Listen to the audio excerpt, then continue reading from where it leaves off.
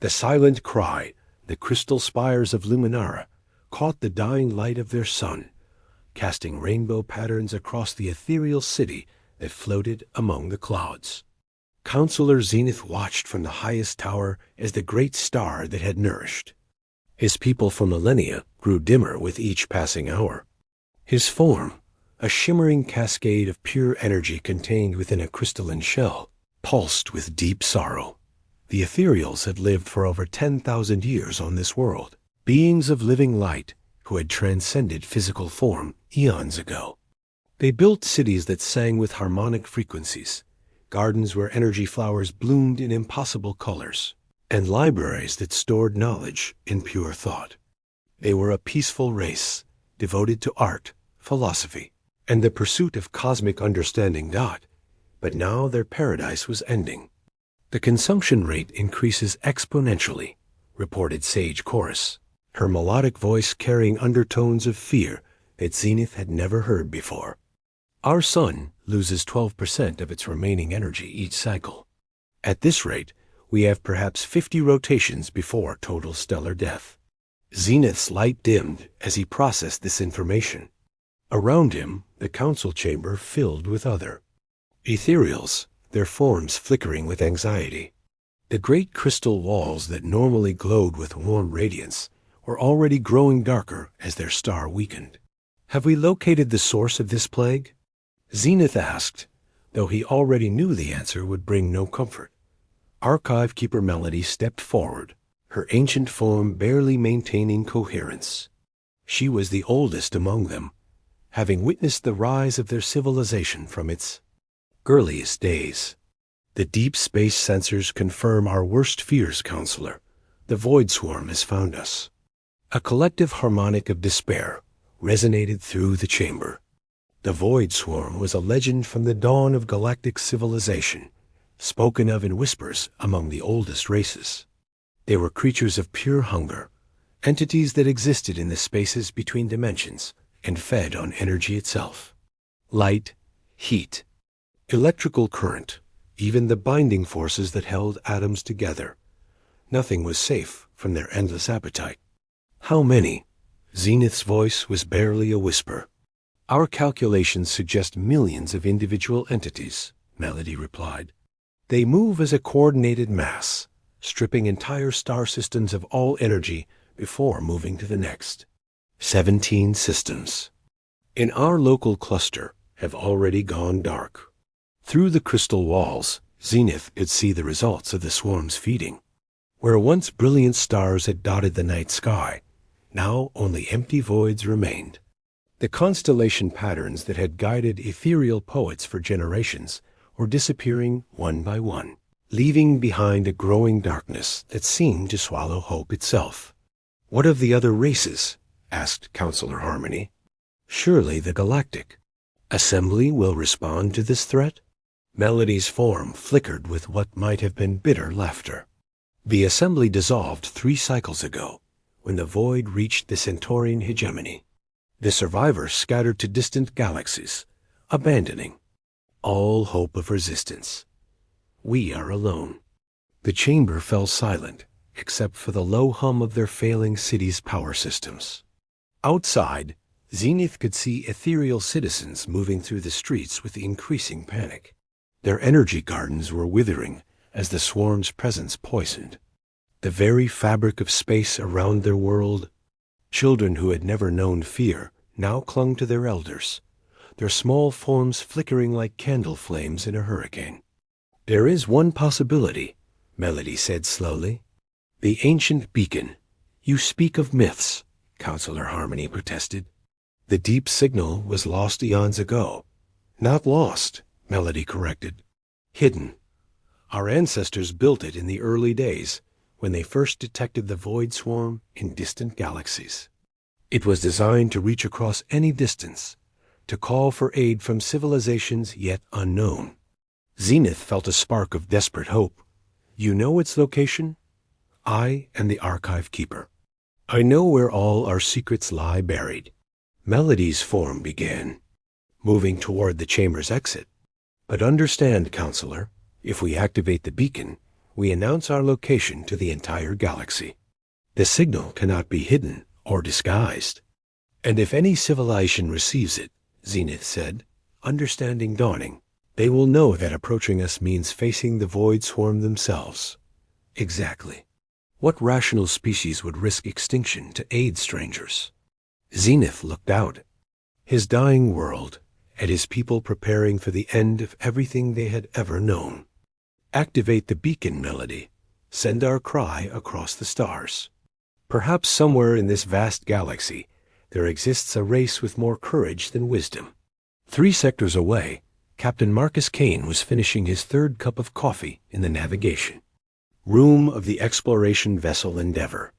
The ship had been conducting deep space surveys for the past 8 months, mapping uncharted regions beyond the edge of human space.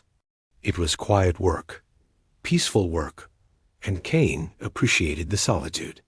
After his years commanding vessels in the Outer Rim conflicts, Captain, called Lieutenant Torres from the communication station, I'm picking up something strange on the long-range sensors. Kane set down his cup and moved to look over Torres's shoulder. The young officer was one of the best communication specialists in the exploration corps, with an uncanny ability to pull coherent signals out of cosmic background noise. What kind of strange? Kane asked. It's definitely artificial, sir. Complex mathematical progressions, harmonic frequencies that don't occur in nature. But it's coming from the direction of the dark zone. Kane frowned. The dark zone was a region of space where multiple star systems had mysteriously gone silent over the past few years. Most exploration vessels avoided the area, assuming it was some kind of natural phenomenon like a large-scale stellar collapse. Can you clean up the signal? Torres's fingers flew over his controls. Working on it, sir. The transmission is incredibly powerful. It's reaching us across hundreds of light years. Whoever sent this wanted to make sure it would be heard. Dr. Sarah Chun entered the navigation room, her xenobiology equipments still strapped to her belt from her morning research session. She was the ship's expert on alien civilizations, with advanced degrees in both linguistics and exosociology. Did someone mention an artificial signal? She asked, her dark eyes lighting up with scientific curiosity. Take a listen, Doc, Kane said, nodding to Torres. The lieutenant activated the speakers, and the bridge filled with the most beautiful sound Kane had ever heard. It was like a choir of angels singing mathematical equations, a harmony that seemed to resonate directly with the human soul while simultaneously conveying complex scientific data. Dr. Chan went perfectly still, her face pale. Oh my God, she whispered. What is it, Sarah? Kane asked. Captain, this isn't just a signal. It's a distress call. And if I'm reading these harmonic patterns correctly, it's coming from a species that's facing complete extinction. Kane felt a chill run down his spine. How can you tell? The mathematical progressions. They're describing stellar energy depletion at an exponential rate. The harmonic undertones carry emotional content that translates roughly to absolute terror and desperation. Sarah's hands were shaking as she worked with her translation equipment. Captain, they're calling for help, and they're dying. Torres looked up from his station. Sir, I'm detecting something else. The signal isn't the only thing coming from that direction. There are massive energy signatures moving through the dark zone. Whatever's happening out there, it's big. Kane stared at the star charts showing the dark zone. 17 systems had gone silent, and now they knew why. Something was systematically destroying entire civilizations, and the survivors of at least one world were screaming for help across the void. Torres, how long would it take us to reach the source of that signal? At maximum hyperspace velocity. About 6 days, sir. Sarah, any chance you can decode more of that message? Dr. Chun was already deep in her work, complex alien linguistics scrolling across her screens. I'm getting fragments. They call themselves ethereals, I think. energy-based life forms. They're describing something they call the Void Swarm, entities that consume energy itself. Kane felt his blood run cold. If these creatures could drain entire star systems, Earth itself could be in danger. Torres, send a priority transmission to Earth Command. Full details on this signal and our intentions. Then plot a course for the ethereal homeworld. Sir, his first officer, Commander Rivera, said quietly, we're one exploration ship with minimal weapons. If there's really a threat capable of destroying star systems ... Kane looked at Rivera, then at his crew. They were scientists and explorers, not soldiers. But somewhere across the galaxy, an entire civilization was crying out for help. And Earth was too far away to mount a proper response. Commander, my grandmother used to tell me that the measure of a person isn't what they do when it's easy. It's what they do when somebody needs help, and they're the only ones who can provide it. Kane turned to Torres. Send another message. On all human emergency frequencies. Any ship within range capable of faster-than-light travel. Tell them we have a code black xenocide situation and request immediate assistance. Aye, sir. Kane stared out at the stars, knowing that in 6 days they would either witness the death of an ancient civilization or find themselves facing an enemy that could extinguish the light of stars themselves. But someone had asked for help, and humans didn't turn away when people were dying. All hands. This is the captain, he announced over the ship's intercom. We've received a distress call from an alien civilization facing extinction. We are the only vessel in range to respond. I won't lie to you. We're heading into extreme danger, possibly a suicide mission. But that's what humans do. When someone calls for help, we answer. The Endeavor turned toward the dark zone and jumped to hyperspace, carrying 43 souls toward a rendezvous with darkness itself. Asterisk, the price of light. The Endeavor dropped out of hyperspace at the edge of the Luminara system. And Captain. Kane immediately understood why the locals called it the Dark Zone, where the system star should have been a brilliant yellow dwarf. Instead, there hung a dim, sickly orange orb, barely brighter than a dying ember. The very space around them felt wrong, as if reality itself was being slowly drained of its fundamental energy.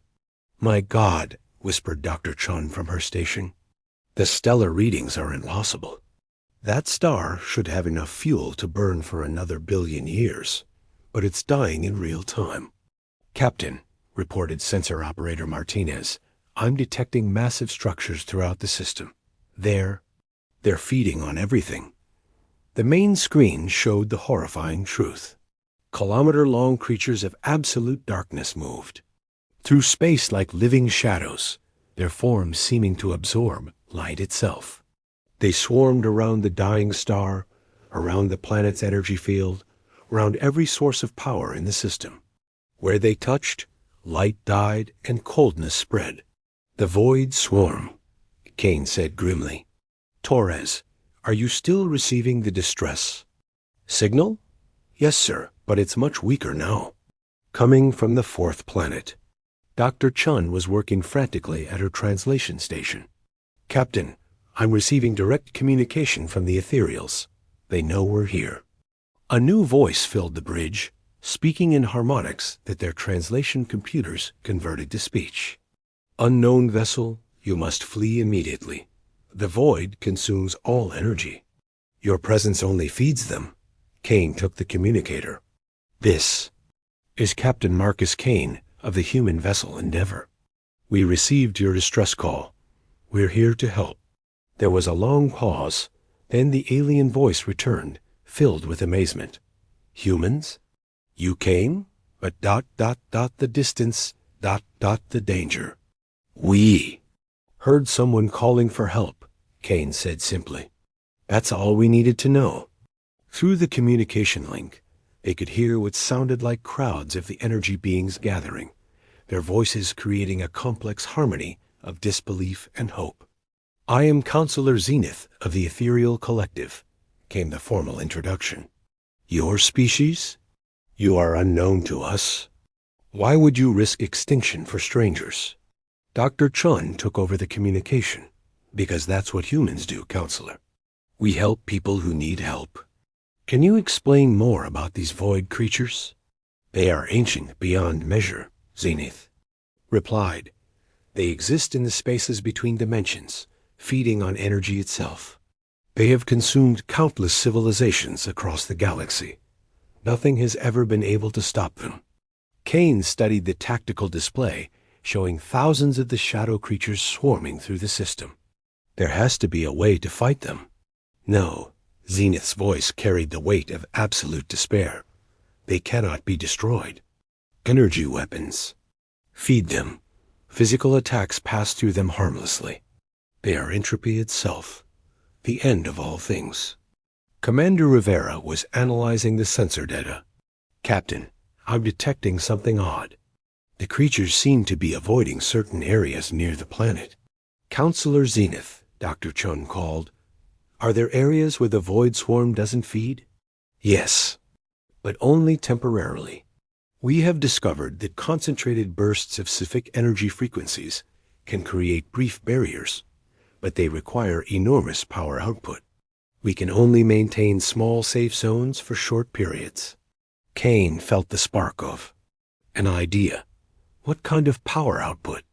The equivalent of a ship's entire reactor core discharged simultaneously. Kane looked at his crew, seeing the same desperate inspiration in their eyes. Counselor, if we could coordinate multiple ships, create a network of these energy barriers ... It would require dozens of vessels, each sacrificing their power systems. Even then, it might only create a temporary safe zone. Torres, Kane ordered, have you been monitoring the emergency channels? Torres broke into a grin. Sir, you need to see this. The communication display lit up with incoming transmission signatures. Dozens of them, all broadcasting human identification. Codes. Endeavor. This is Captain Lisa Park of the cargo hauler Iron Mountain. Got your emergency broadcast. We're coming in hot. This is Captain James Wright of the survey vessel Deep Explorer. 20 ships from the Tau Ceti survey fleet are with us. Endeavor. This is Admiral Sarah Hassan aboard the carrier New Victory. The entire 3rd Exploration Fleet is en route. ETA 6 hours. Kane stared at the display in amazement. Torres, how many? Current count shows 87 vessels, sir. More are still arriving. Dr. Chun was in rapid communication with the ethereals. Counselor Zenith, we have nearly 100 human ships coming. If each one can create an energy barrier. 100 ships? Zenith's voice carried pure shock. Your entire species would risk extinction for us? Not our entire species, Kane corrected. Just everyone who heard you calling for help. Over the next 6 hours, the largest volunteer fleet in human history assembled at the edge of the Luminara. System. Cargo haulers, survey vessels, passenger liners, mining ships, research stations, and even a few retired military vessels, all crewed by humans, who had dropped everything to answer a stranger's call for help. Admiral Hassan coordinated the growing fleet from her flagship. She was a legend in human space, having led the evacuation of the Centaurus colonies during the plasma storms. Her voice carried absolute authority as she addressed the assembled captains. People, what we're attempting has never been tried before. We're going to create a coordinated energy discharge pattern around the ethereal homeworld. Each ship will sacrifice its power core to generate a barrier frequency that should repel these void creatures. Captain Park of the Iron Mountain spoke up. Admiral, if we burn out our reactors, we'll be stranded here permanently. That's correct, Captain. This is a one-way mission. Anyone who wants to leave, leave now. No judgment. Not a single ship broke. Formation. Dr. Chun had been working with ethereal scientists to perfect the barrier frequency. The theory is sound, she reported. But we need perfect synchronization. If even one ship fires early or late, the entire network could collapse. Counselor Zenith's voice joined the command channel.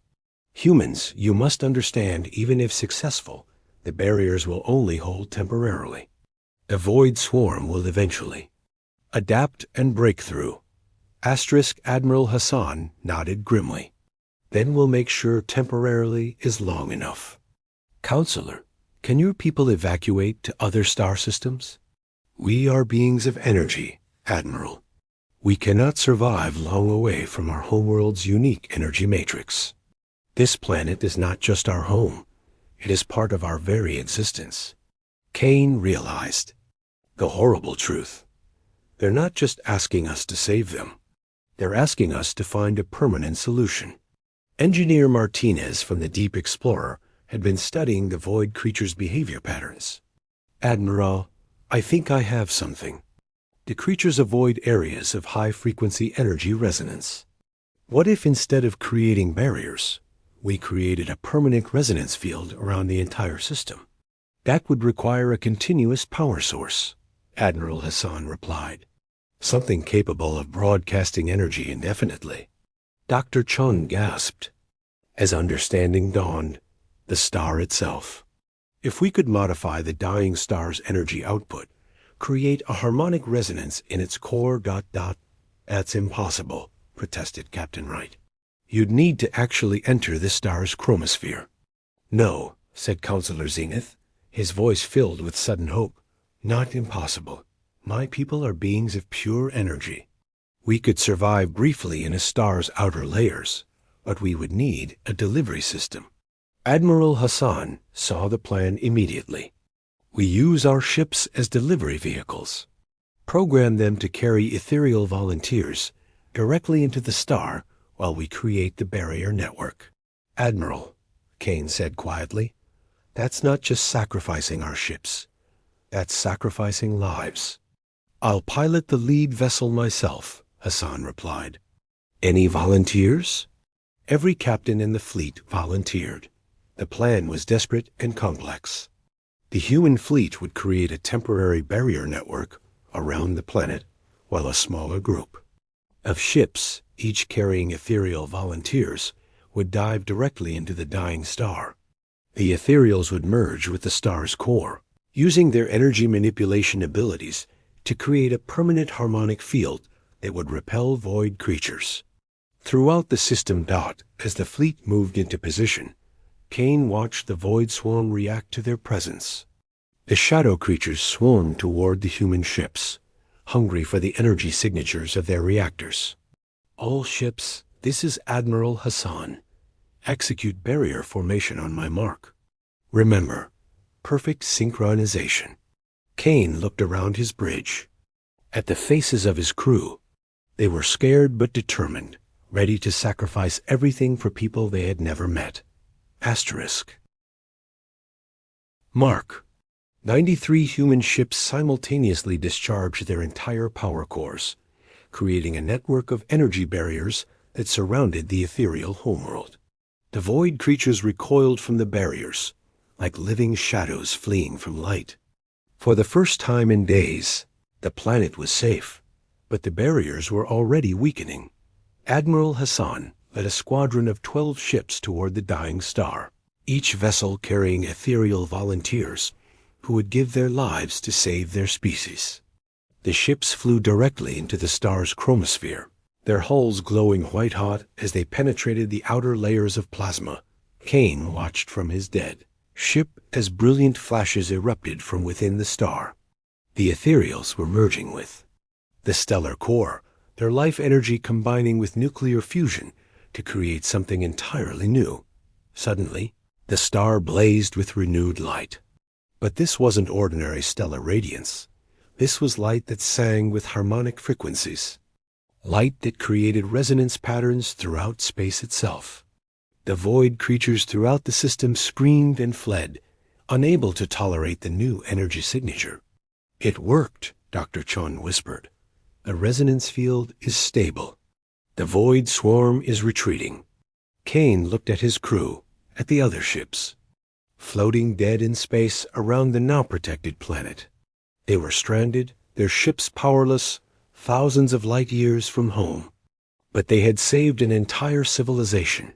Counselor Zenith's voice filled their communication systems. Humans, what you have done, ... there are no words. You gave everything for strangers. Your people will be remembered by the ethereals until the end of time. Kane smiled as he watched the rejuvenated star shine down on the crystal cities below. Counselor, just remember to pass along the story. Maybe someday, when another species faces extinction, they'll remember that sometimes help comes from the most unexpected places. The human fleet hung in space around the saved world, stranded but victorious, having proven once again that when someone calls for help across the void, humans don't ask questions, they just come running. No matter the cost. In years to come, the story would spread across the galaxy. The tale of a species that sacrificed their ships, their technology, and their way home to save strangers they had never met. And in the growing darkness between the stars, other civilizations would learn to listen for the sound of human engines, knowing that somewhere in the galaxy flew a species that would answer any call for help, no matter how impossible the odds. Asterisk.